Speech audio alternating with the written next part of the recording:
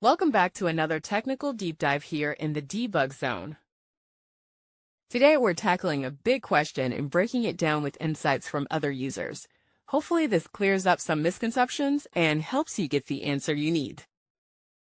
So buckle up, stay a little curious, and let's jump right in.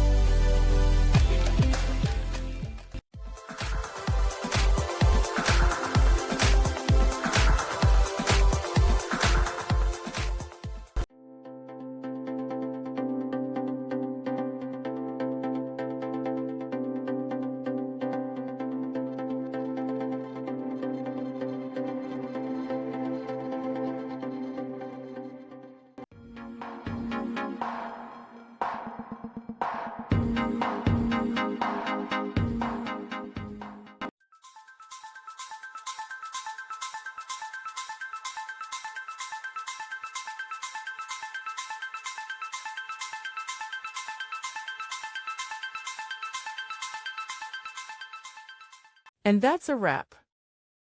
I hope you found the answer you were looking for. If you did, take a second to hit that subscribe button. It really helps out.